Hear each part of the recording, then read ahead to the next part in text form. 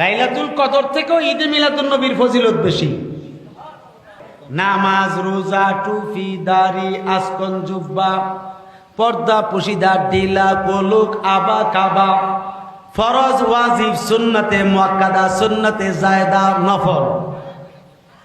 এমনকি লাইলাতুল কদর, লাইলাতুল বারাত, লাইলাতুল মেরাজ, লাইলাতুল ঈদুল ফিতর, লাইলাতুল ঈদুল আজহা, এমনকি ইয়াউমুল জুমআ, সকল ইবাদতের চাইতে, সকল ঈদের চাইতে শ্রেষ্ঠতম আমল,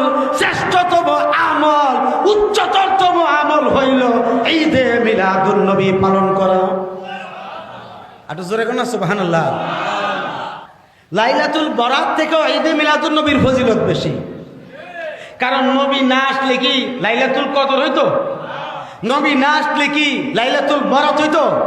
নবী না আসলে কি ঈদুল ফিতর হইতো? নবী না আসলে কি ঈদুল আজহা হইতো?